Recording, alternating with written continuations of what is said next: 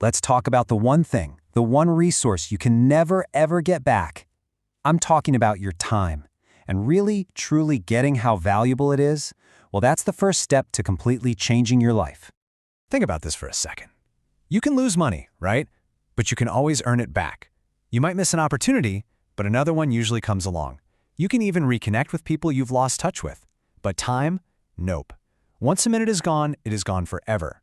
There are no refunds, no do-overs. It is a one-way street. And that's what makes it so incredibly precious. And this just nails it, doesn't it? The clock's always ticking. You're always getting a little bit older, and your responsibilities, well, they just keep growing. So wasting time isn't just about being unproductive, it's literally wasting the very fabric of your life. Okay, so if time is so important, where on earth does it all go? It usually doesn't vanish in a big dramatic moment. It just disappears, quietly, stolen by these little habits we barely even notice. So let's call out these silent thieves. First up, overthinking. Oh man, this is a big one. It's that paralysis by analysis thing, right? Where you get so trapped in your own head, planning, worrying, thinking about every possible outcome that you never actually do anything. It feels like you're working, but really you're just spinning your wheels. And here we go, the heavyweight champion of time wasting, endless scrolling. You pick up your phone to check one little thing, and then you look up, and an hour is just gone, vanished. It's like a digital black hole for your attention, and you get almost nothing real back from it. Ah yes, the myth of the perfect moment. So many amazing ideas, goals, and dreams just die waiting for all the stars to align perfectly. But here's the truth. Perfectionism absolutely kills progress. Starting, even if it's messy and imperfect, is a million times better than not starting at all. So, let me ask you, do any of these sound familiar? Be honest, think of these as little alarm bells. That feeling of regret at night, promising yourself, I'll start tomorrow. Watching other people get ahead while you feel stuck. These are all signs. They're telling you it's time to take back control. But, why is it so easy to fall into these traps? It's not just about being lazy or having bad habits. It goes deeper. It's actually about how our brains are wired.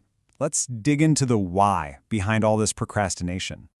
See, your brain has one primary job, to keep you safe and conserve energy. So its default setting is to always choose the path of least resistance.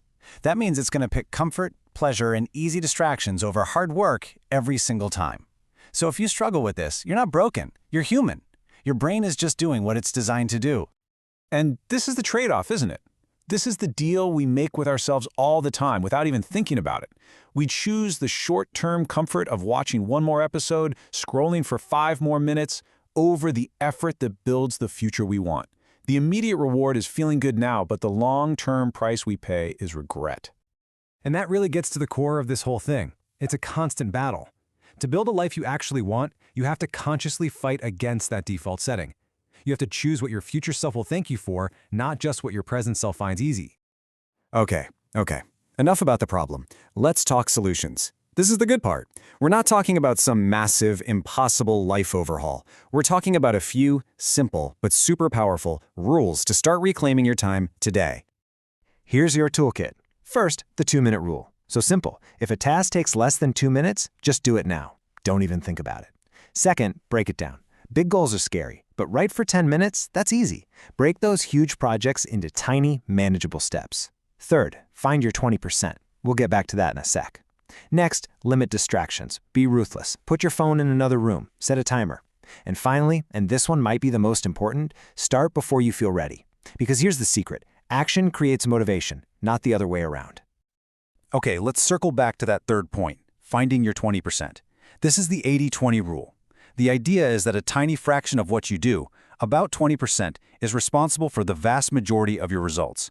Your job is to figure out what that vital 20% is and pour your energy there. Stop just being busy and start being effective. So what happens when you actually start doing this stuff? What's the payoff for all this discipline? Well, let's take a look at the incredible life that you start to gain back. I mean, look at this. The benefits are huge. You start building this rock-solid confidence because you're actually keeping the promises you make to yourself. Discipline stops being a chore and becomes a strength. Success comes faster. Your mind gets calmer because you're in the driver's seat. This is what's on the other side of procrastination. And it all comes down to this simple truth. The way you treat your time sets the tone for your entire life. When you start treating every moment like the precious, non-renewable resource that it is, life just has this funny way of giving you more back, more opportunities, more success, more respect. And that's where we'll leave it. This isn't about some grand plan for next year. It's about right now.